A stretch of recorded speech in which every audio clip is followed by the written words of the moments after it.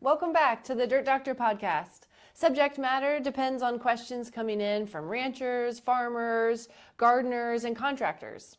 Arborist, writer, landscape consultant, and public speaker, here he is, the Dirt Doctor, Howard Garrett.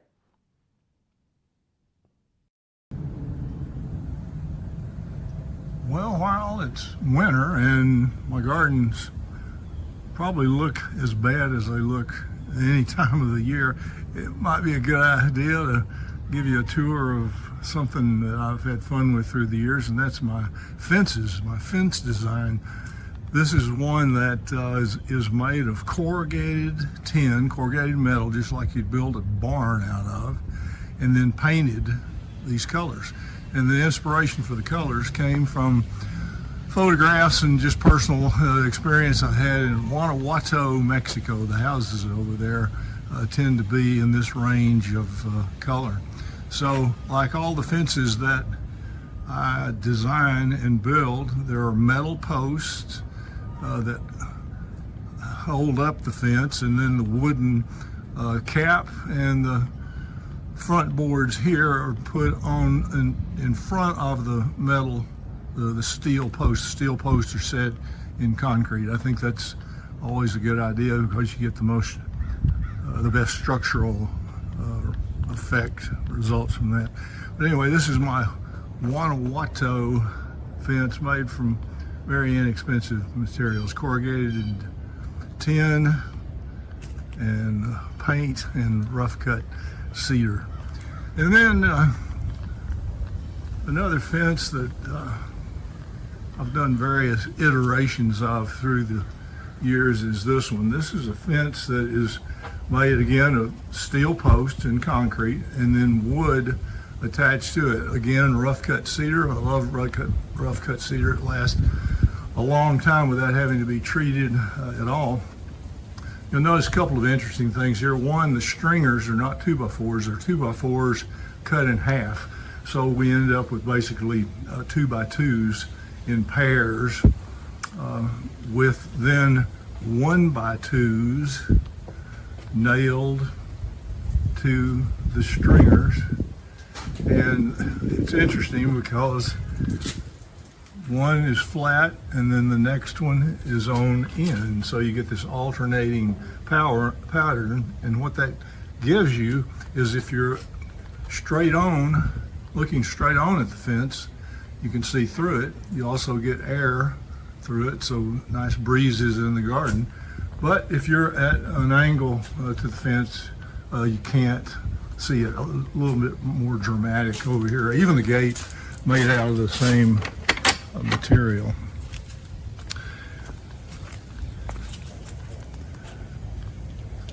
Can't see through the fence at all at that angle. Straight on, you can see through to see the colorful fence on the other side, and you can see the stringers as well. But again, the entire fence covering face is 1x2s. One flat, one on end, one flat, one on end, and the space between the boards is the same width as the one you nail on end. Okay?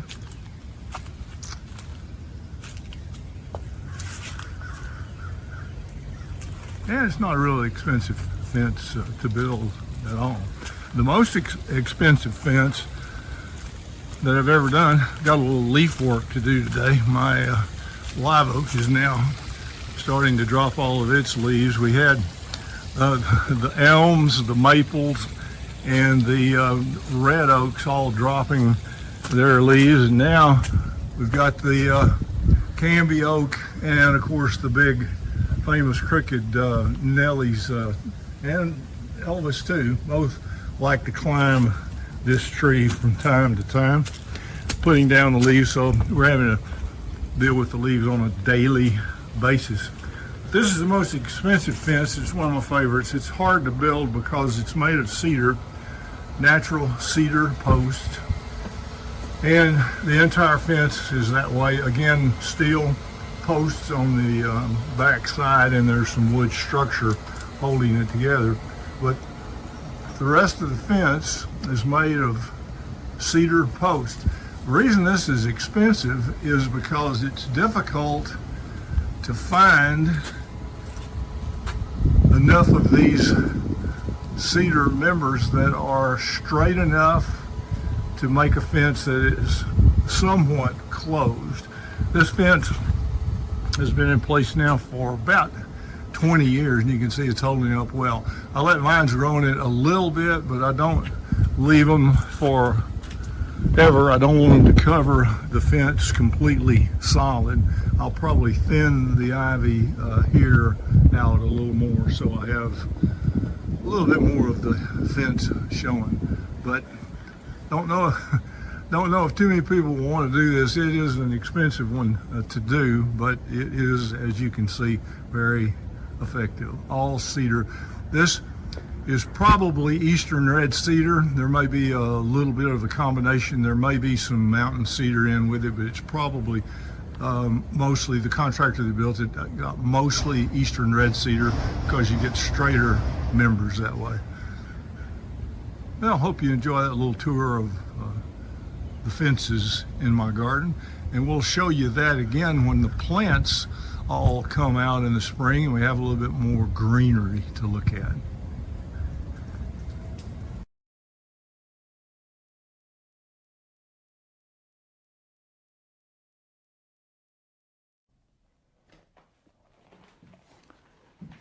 Okay, I hope you enjoyed that little tour of my fences. Now let's get into a few other things. I wanted to talk about a book this morning, and the book I wanted to feature this morning is one of mine. This is one of the well-kept secrets of my publications, and it's called the Organic Lawn Care book. It's not going to be, the publishers are not going to continue to publish it, so I think you can probably still get it on Amazon, something like that. But it's not a regional book. I designed it to be effective from coast to coast and border to border. Do have color photographs about the things that I recommend the most and things I need to warn you about the most, but it covers Bermuda, St. Augustine grass, zoysia, buffalo grass, native grasses, covers turf pretty well for you. And so if you don't have that book, that would be a good one for all of you that are asking me questions, and there's a lot of them coming in right now about turf grass issues. So a little tip for you. And we're going to spend most of the time, the rest of the podcast today, talking about the questions that are coming in. It revs up at this time of the year, as you would guess, late winter, early spring, a lot of things happening. If you would like to send me a question, and I try to answer them on the website as well as putting them on the podcast, but on the website on dirtdoctor.com, just use the Ask Howard feature, and I'm doing a pretty good job of keeping up to date with those there. And of course, you can go back and listen to the podcast, and I'll also cover all of them on the podcast for you. I'm not drinking tea this morning. I'm getting started kind of early, and I'm still drinking my coffee. One of the things I've been doing with coffee, I've been using a coffee. I grind my own beans, but I get a brand that has mushrooms in it. It caught my eye several months ago, and I've been doing it for a while. And I don't know that much about those products, so those of you that do and can give me some advice relative to that, if you know some people that are in that business, let me know, and I want to learn a little bit more. I think having mushrooms in there probably is healthy, but I'm sure some of the products are better than others. So if you got some input on that, let me know. The questions start with some insect things, insect problems, I guess. People are thinking about them from last year, and some of them are popping up here in the last few days. So let's cover the ones that are coming in the most. I've been hearing about pine bark beetles, questions about pine bark beetles, the emerald ash borer, and that kind of thing. Those are really serious problems. My recommendations on those real serious insect issues like that are, number one, drench the trunks of important trees with orange oil. The same orange oil that we use for cleaning and for fragrance in the house and all, just pure orange oil. It comes from oranges. The active ingredient in the product is the D-limonene, which comes from the orange peeling. And we use it at a different rate. When we're using it to spray for the other insects that I'm getting a lot of questions about right now, aphids starting to show up on the new growth as plants start to put out their new foliage. Orange oil at 2 ounces per gallon of water is what you use that will kill small insects but won't hurt foliage. You won't have any phytotoxicity from that mixture. If you're treating the trunk or limbs of a tree that are infested with some kind of boring insect, emerald ash borer, the pine beetle, anything like that, any kind of borer, you paint the orange oil on at twice that rate. You go up to 4 ounces per gallon of water. And you can spray it on or use a paintbrush and just paint it on. The orange oil soaks into the wood tissue, the plant tissue, and will kill active insects. And then the rest of the approach on those tough insects is to do the entire sick tree treatment, which means you get the flare uncovered and use all the organic amendments. It's all covered, and we've covered it on the podcast. It's covered on dirtdoctor.com, and we have an entire online class about it as well, how you do the sick tree treatment. You're going to see the aphids start to appear on roses as they leaf out. You'll start to see it on crepe myrtles and other trees like that. The aphids show up in the early spring, late winter, early spring like that, when the plants are going through kind of a temporary stress due to weather change. It's very common to see some aphids and sometimes a few other insects, but aphids especially, when the plants are just trying to get going in the spring. It's okay to use the orange oil, or you can use spinosad products or spinosad soap or any of the organic sprays that we'll talk about a lot here. But remember one thing, when you're spraying something that will kill, which orange oil and spinosad and other organic pest control products will do, you may be killing some beneficials as well. And early in the springtime, one of the beneficials that's going to be roaming around the aphids a lot, and you need to look for them before you start spraying, is ladybugs, lady beetles. And you'll see the larvae of ladybugs. You'll see the eggs. The eggs are little yellow clusters that you can see on foliage and on the stems of plants. And the larvae look like little alligators. And the little larvae, the little alligator-looking larvae, do a better job for you of controlling aphids than the adults do. So if you see the aphids in any of the life cycles, and you can see it in detail in our book, the Texas Plant Book, Texas Bug Book. And it's a good one for anybody coast to coast and border to border too, even though it has Texas in the name. And it'll show you what all those different life cycles, even the pupae, look like of aphids. So be careful. One of the best first steps for you to take is just get your garden hose and put your thumb over it and give the plant a nice strong blast of water. A lot of times that will take care of the aphids. It'll rip the aphid right off the plant with their mouth parts still stuck in the plant. Then you step on up to using something that's a repellent, garlic pepper tea, for example, like I recommend in the basic organic program. And then the final step is something that will actually kill. Orange oil, spinosad, good quality neem products, something like that. So remember that when you're spraying to kill aphids, it's 2 ounces per gallon. That won't hurt foliage. It will kill beneficials. Be careful with that. If you need to treat the trunks for some kind of really serious borer infestation that's in the plant, you go up to the 4 ounces per gallon of water and paint it on or spray it on. We actually discovered that accidentally. I was handling the specifications and the organic program for a large commercial project over in Fort Worth, and the contractor misread my recommendations.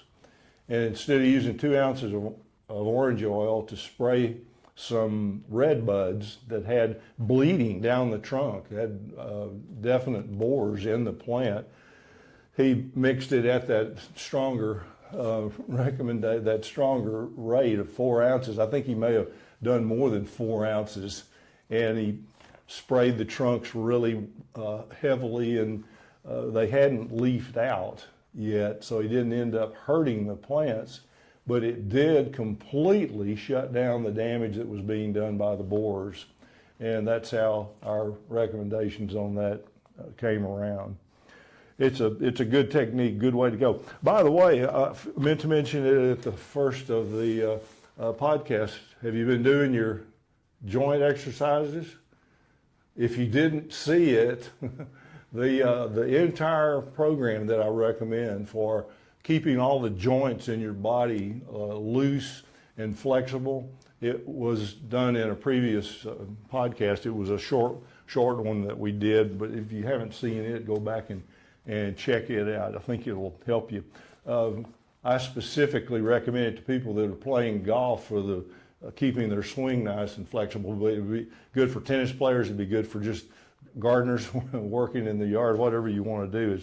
It's a very low impact, very easy kind of an exercise program to do. You can do it in conjunction with other things, walking, swimming, whatever else you do.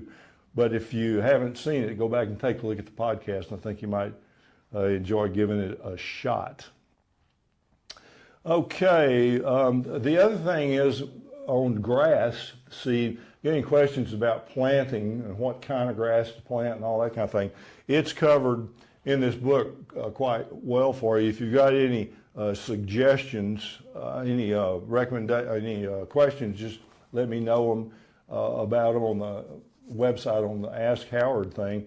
The grasses that I recommend are basically all of them. It depends on the situation. Bermuda grass planted from seeds, probably the least costly, the most cost-effective way to go. You need to be in full sun to do that. My favorite grass of all, I was talking to one of the suppliers, Douglas King Seed down in San Antonio, friends of mine down there. I was talking to them yesterday about it, and a lot of people are reluctant to do buffalo grass and other grass mixtures that have buffalo grass for one really interesting reason, and that is that some of the universities, and especially A&M, don't recommend the buffalo grasses. And they talk about the fact that Bermuda grass will invade and be a problem and all that kind of thing. In full sun, buffalo grass, for a very large percentage of you out there, is the best choice of all, because it requires the least amount of water, the least amount of care, the least amount of products used on it. It's just a terrific, it's our only native grass here in this country. It won't grow in the shade. You got to have it in full sun. And the problem that comes up and makes the universities give it a bad reputation is the fact that if you water too much, or if you fertilize too much, in other words, just use the basic program that you use for Bermuda grass and St. Augustine grass, the Bermuda grass will get started in it and take over and contaminate it. And a lot of people don't like that look. I don't mind it. I don't mind a mixture of Bermuda grass and buffalo grass. I think that is fine with me, and it can be mowed at whatever level you're mowing the Bermuda grass. You water less and fertilize less, the buffalo grass will have the advantage. The more you water, the more you fertilize, the Bermuda grass will have the advantage. And St. Augustine's kind of in the middle. St. Augustine is our best choice if you have a shady situation. Won't grow in really heavy shade. One of the main questions that I get through the year is, Howard, what can I grow in the shade of my trees that have gotten real big? And the answer is, you can't. You either are going to grow trees and have shade and big, expansive, aggressive root systems, or you're going to grow grass. You can't do both. If you've allowed your trees to get heavy, like I have in both my office and art studio gardens and at home, if you have mostly shade, you're going to have to bite the bullet and get away from using grass. If you don't have enough sun, you're going to have to go to ground covers, or you're going to have to go to mulches or gravels or some kind of a hard surface, flagstone patios and walkways and things like that, like we have, and use ferns and use low-growing perennials that can grow in shade. And there's a lot of different ground covers that can be used. My favorite one here in this part of the world, Zone 8, I'm in the Dallas-Fort Worth area, is horse herb. And horse herb is considered by most people, or not most people, but a lot of people still, to be a weed. And that's only because it's so easy to grow. It'll grow in the sun or shade. I've planted the entire front yard here. I've planted the entire front yard here with horse herb, and I recommend you take a look at that. But out in the full sun, Bermuda grass is going to be your least expensive way to go, but buffalo grass is going to be the best grass, and actually the least expensive one to use long term, because it requires so little care. And if it mixes a little bit with the Bermuda grass, I wouldn't worry about it too much. The seed company that I mentioned also has a mixture of native grasses, and I'll be telling you more about that as we go. They have one that has 3 different native grasses in the mix. Habiturf, I believe, is the name of it, but I'll be bringing you up to date more on that as we go. And it's a great mixture for full sun and where you want real low maintenance. Some people let it grow up to a ground cover height, and some people keep it mowed at the same height that you would mow Bermuda grass and St. Augustine grass. So we'll get into that more as we go. But in the meantime, if you want some information from a book, the Organic Lawn Care book is still available for a while. It's not going to be available that long. That same kind of information is also in dirtdoctor.com for you. All righty, and it is time to start planting seed for if you haven't already, for the spring garden. And boy, the gates are wide open. You can plant peppers and tomatoes and the various greens and everything you want to plant right now. You can get them started from seed. A lot of things you can start directly in the garden. One of the ones that I'll start in flats and also in the garden directly as well, and you can get it going in both ways, is Swiss chard.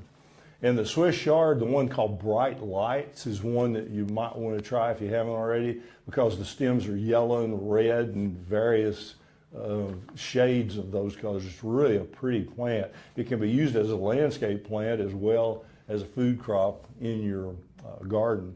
But anyway, any kind of seed you want, get the seed catalogs out, pick out the seed, get the seed ordered, get the seed planted.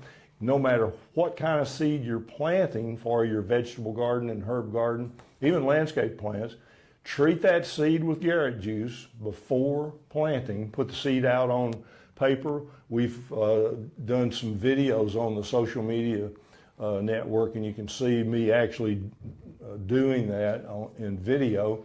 And we'll put the seed out on paper, some kind of paper, spray with Garrett Juice real heavily, let the seed dry so you can handle it easily, and then plant the seed. And another technique that I learned last year on beets. Beets are one of the seeds that are sometimes hard to germinate. The chili pekin peppers are in that category too. The Garrett Juice really helps you. And here's another tip.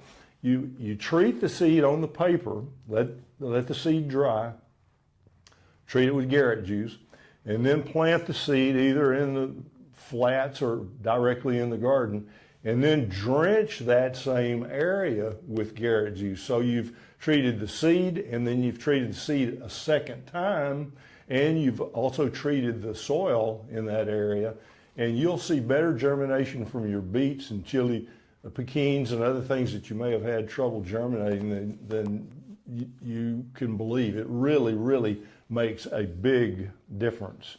But anyway, it's time to get going on all that stuff.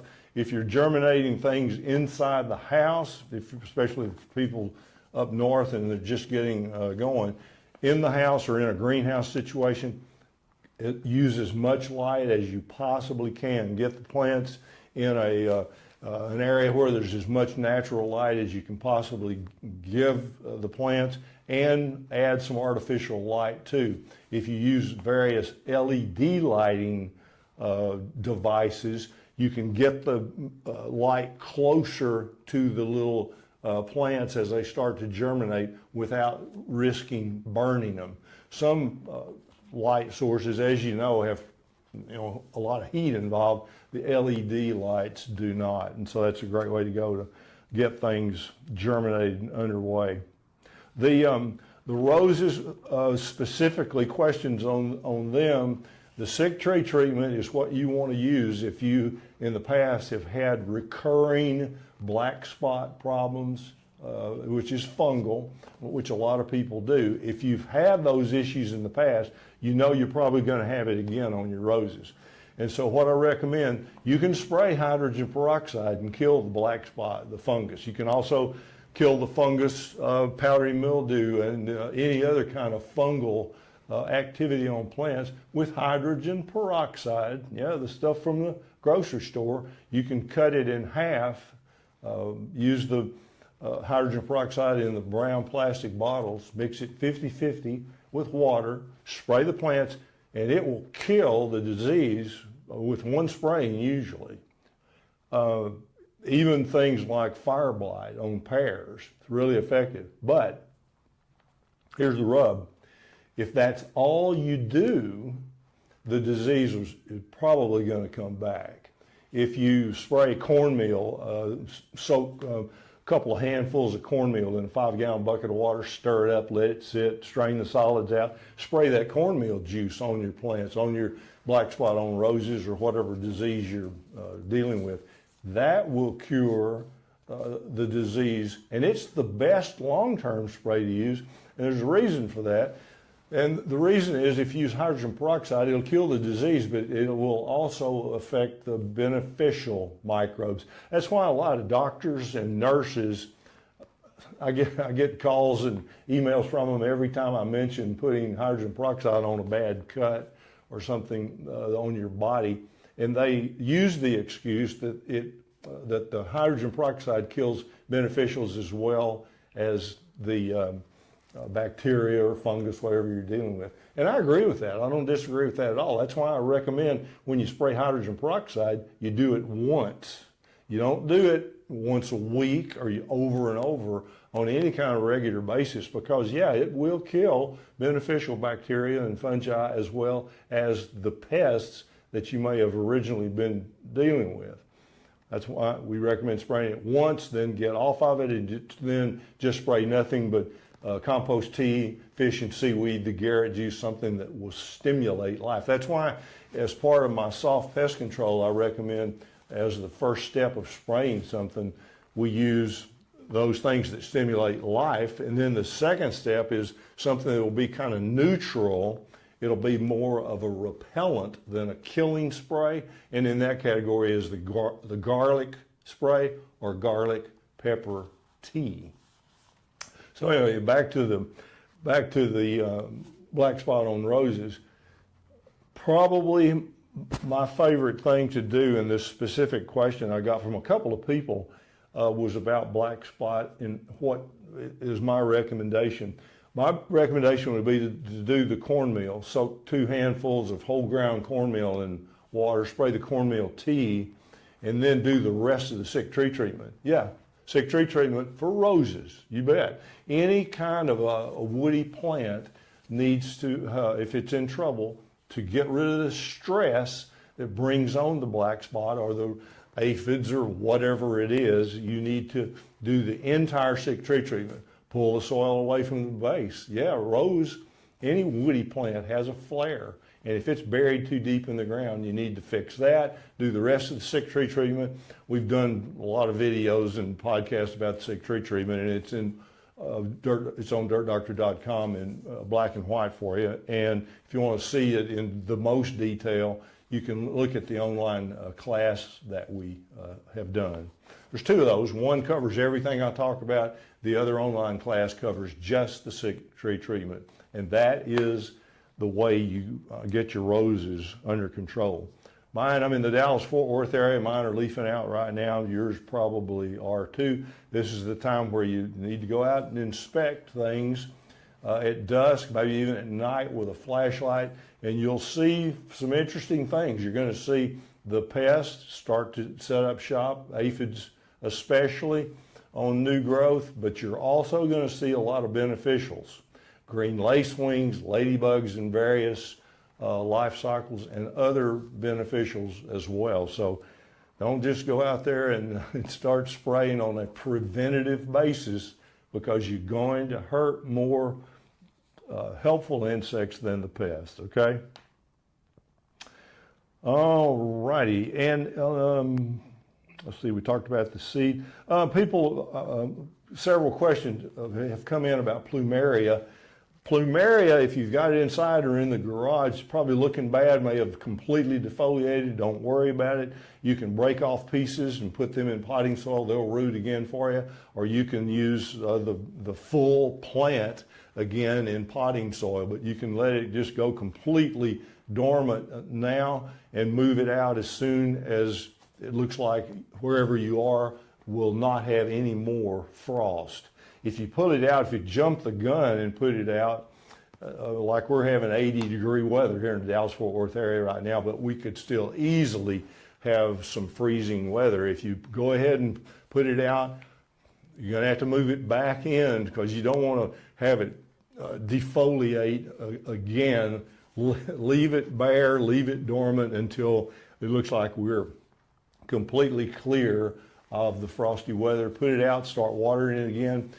Fertilize it with Garrett Juice or whatever kind of organic fertilizer you want to use. Get it back into the sunlight kind of slowly. Don't just put it directly back in the full sun. Even though it doesn't have any foliage on it, you might get a little sunburn if you move it into full sun day one and just leave it there. If you put it out in an area where you get a little filtered light through a deciduous tree on it for a while, then move it into the full sun, that's going to be a better way for you to go. But if it looks terrible and completely defoliated right now, don't worry. That's exactly what mine looks like at the moment as well.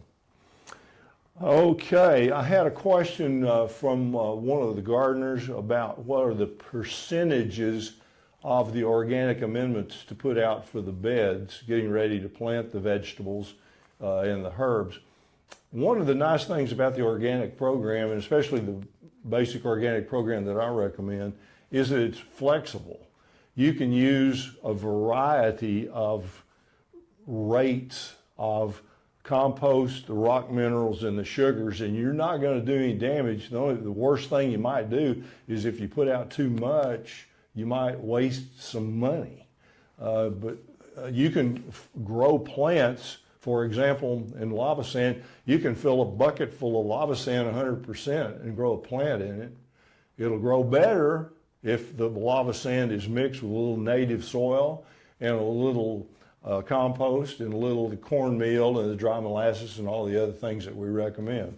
My recommendation to you is look at dirtdoctor.com, look at the basic organic program right on the home page. I'm going to put it up. I have the ability with the new website to change the graphics on the front page, and I'm going to make it even more clear and easier for you to find. But it's pretty easy. You look at the home page and there's a word guides, all in capital letters.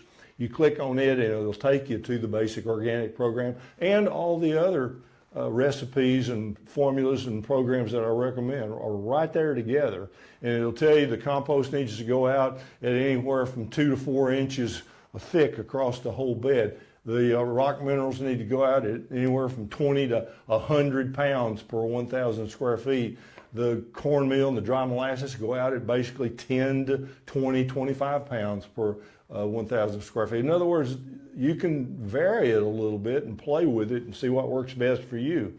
What I have in the basic information on the website is what I personally use and I think is the most cost effective. So take a look at that. That'll give you the exact amounts and ratios that I use myself, okay?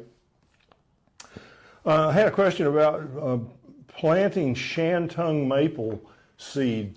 Same technique I use for the vegetables and the herbs. Put the seed out on paper, spray with Garrett Juice, let them dry, put the seed into a potting soil that is all the organic amendments, and that formula, specific formula, is under that same button that says guides on the home page. You can get Shantung maples going, but I don't recommend Shantung maple very much. And I had to be honest about it to this gardener. They're okay, but they don't hold up nearly as well as the native maples that I use here in the Dallas-Fort Worth area and will grow in a large percentage of the country. The things like Caddo maple and big tooth maple are just far, far superior. The worst maples of all are on the market out there and being sold every day, and I keep harping about avoiding them, and they're the hybrid maples. Those hybrid maples have names like Autumn Blaze and Autumn Glory and this Blaze and this Autumn and this Fall Color. You know what I'm talking about. There's a bunch of different hybrids out there, and they're beautiful in the fall. They're spectacular, and people see them every fall and run to the nurseries and buy these things. They're terrible trees.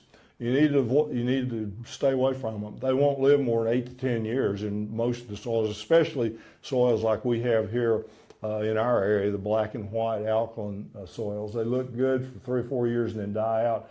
There are some commercial projects in my city, in Dallas, that I've been watching where the hybrid maples were planted and looked really good for 4 or 5 years, and 7 or 8 years they start going downhill, and now some big commercial projects, they've cut them all down, every single one, because they died. And they have all kinds of different problems. The reason they have problems is that they are crosses between silver maple, which is a terrible tree, and red maple. And red maple won't grow in the alkaline soils very well. So you've ended up putting 2 trees together, and there's different, different methods of doing that. So you got different blood in those different hybrids that are out there. But I haven't seen any. There may be some. Any of you that are growing those plants want to tell me about some that don't have those problems. I'm all ears and I'm willing to learn. But for right now, the hybrid maples are something you need to stay away from. Shantung maples are kind of in that category too. I planted one 25 years ago, I guess, at my old office.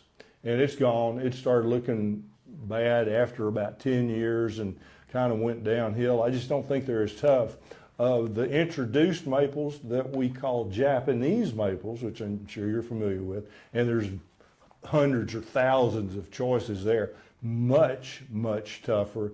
They behave kind of like crepe myrtles. In fact, they come from the same part of Asia as the crepe myrtles do, and they behave for most people in the United States like native plants, even though they aren't. So there's some exceptions to that, but most of the Japanese maples, and you can see on dirtdoctor.com the ones I've planted, the ones I have growing in my gardens that I've had spectacular luck with. The one that's probably the top of the heap is called Orange Ola, orange like the fruit, Ola, and it can grow in full sun, in shade, has spectacular fall color, and even has some pretty color with the new growth in the spring. But the other ones that I like a lot are covered on dirtdoctor.com for you as well. But Shantung, and be careful with, and the hybrids, stay away from.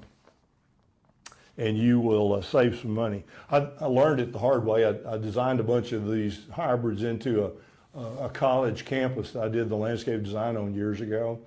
And I did kind of a mini arboretum with the landscaping there. It's out in Plano, Collin County Community College. And, you know, the pretty good part of the budget was spent on planting all of those that I could find. They all died within about 8 years, some a little quicker than that. That was my introduction to that problem. Okay, alfalfa pellets, are they good to use as fertilizer? You bet. Alfalfa meal or alfalfa pellets, which are available at feed stores, are terrific organic fertilizer. In fact, when you look to buy an organic blend fertilizer, and there's several good ones on the market out there, when you're looking at the ingredients, if there's a pretty good percentage of alfalfa in the mix, that may be a real good candidate for you to buy.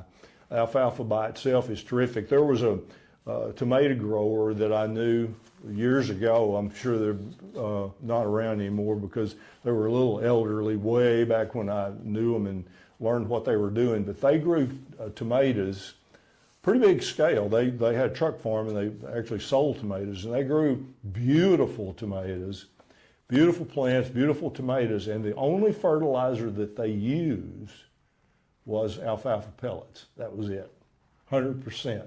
I think they did do a little Garrett Juice type spraying on the foliage and that sort of thing, but the only dry fertilizer they used was rabbit pellets. You know, the rabbit manure, by the way, is also good too. Alfalfa pellets or rabbit manure and pellets, either one of those are excellent organic fertilizer for you. If you use a mix or kind of change from time to time, not use the same thing every single time, that's probably best.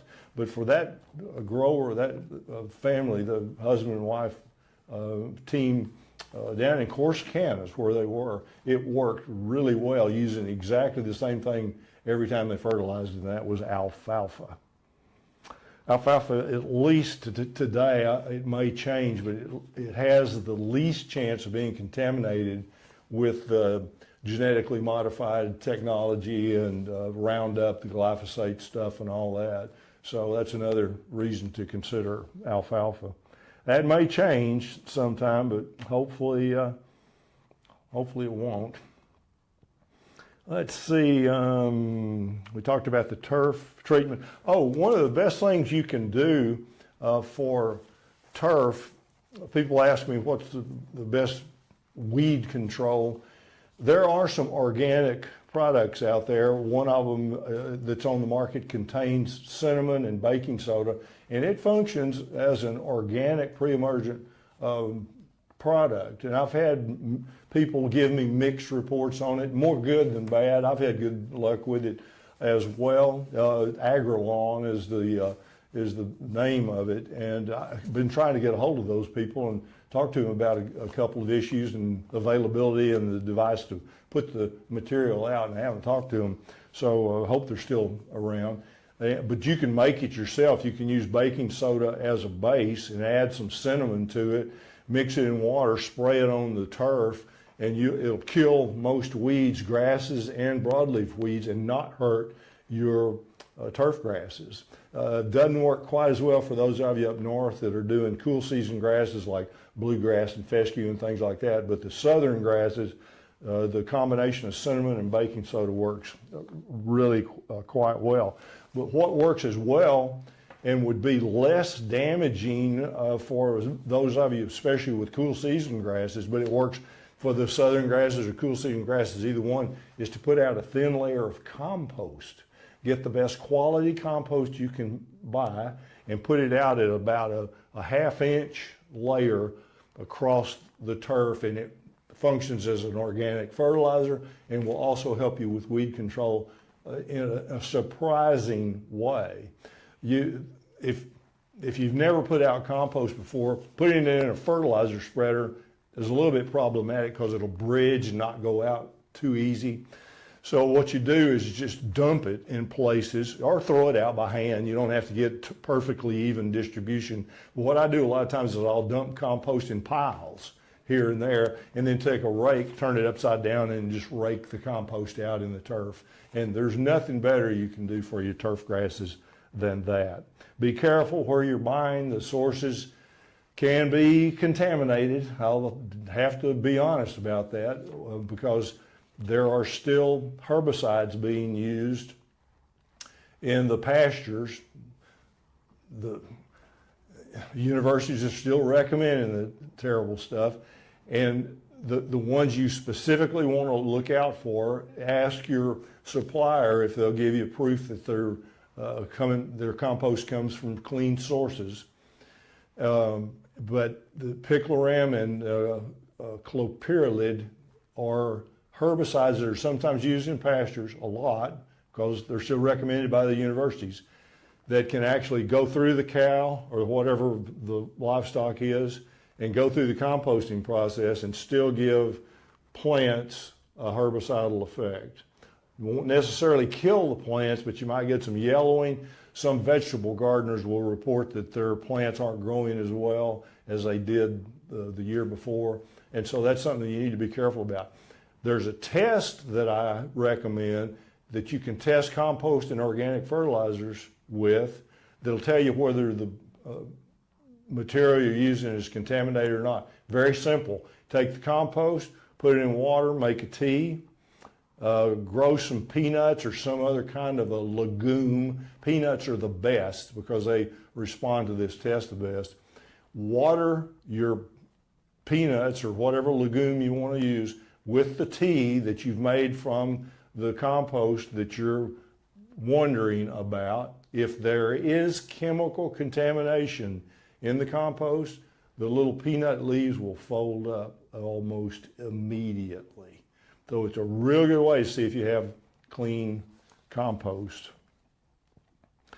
Hopefully you're dealing with a company that can give you that kind of research or guarantee, and you don't have to go through that treatment. But it's kind of a fun little experiment to do. Growing peanuts in a pot is really a fun thing to do. They grow real easily. It's a fun thing for kids to do too, and you can use it to make a tea and test your compost and see if there's any contamination problems. It's a good thing to do. We talked about aphids. I had more questions about that. Let's see.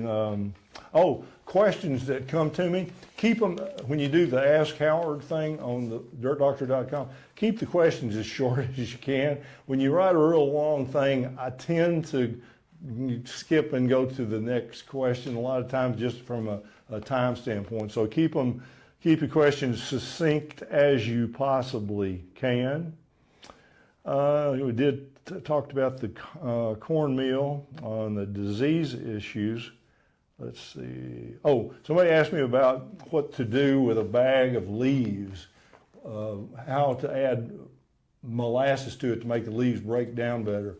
There's a much better technique, and that technique is to dump the leaves on the turf grass and mow them with your mower. That's far, far better, and they'll break down real quickly, and they're good organic fertilizer for your turf, and you can put a lot of leaves out on the turf. If you don't have any turf like me, or you have so many trees like me that you've already put as much of the ground up leaves in the turf as you can, grind the rest of the leaves up on the driveway. That reduces the volume 70 or 80%. Put it in the beds as the first step of your mulch on bare soil, and then as a last step, put the ground up leaves in the compost pile. But by far the best first step is to mow the leaves into the turf. Okay, concentrates we've talked about. People are asking me about making their own Garrett juice and the mixtures. We're pretty thorough on the website under guides about the mixing levels. The Garrett juice mixture is basically a cup of concentrated humate, liquid humate, or compost tea, really strong. You use a cup of that in a gallon of water, and then an ounce of all the other ingredients. The seaweed, the liquid molasses, the apple cider vinegar, very, very important. All the things that we've got listed for you, where the formula is on the website. So an ounce of all the ingredients except the compost or the liquid humate, and that is your base. You could put a cup or even a stronger amount of it in there. You just don't want to, again, mix it so strong that you're wasting money. And with the organic program, a lot of times less is more. A diluted mixture will work very, very well, and you don't have to spend as much money buying all the different ingredients. The reason Garrett Juice works so well at a lower rate like that is the apple cider vinegar. It functions as a synergist and makes all the other ingredients work better. Okay, and the last one today for you is weed control in general. We've got some good essays and stories on the website that I've written about various kinds of things, but in general, compost out on the turf, bad weeds that you're seeing right now, and rescue grass is the one that starts coming up in the late winter and early spring that everybody calls and writes me about and asks about, because it's so dramatic how it just bursts all over the place. And a lot of people call it crabgrass.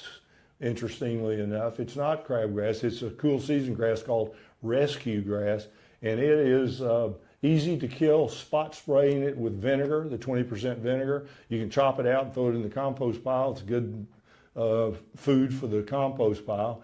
And keeping it mowed down as soon as it gets hot, the heat will help you burn it out. So spot spraying things you don't like with 20% vinegar. That's the one that's on the market under about 5 different brand names, and it's registered as an organic herbicide. Or you can use the stronger stuff that's out there if you want to. But remember that the stronger vinegars than 20% are probably petroleum based and just not as clean a product. And so, that's the first step. There's more details on dirtdoctor.com for you, but that's how you start. Spot spraying with 20% vinegar.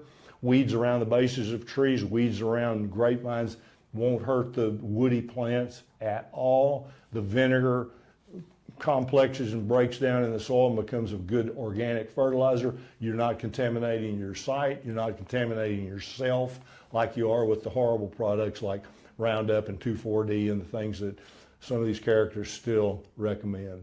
We recommend the things that are safe for you to use, but more importantly, everything that I recommend for you to do works better in every way.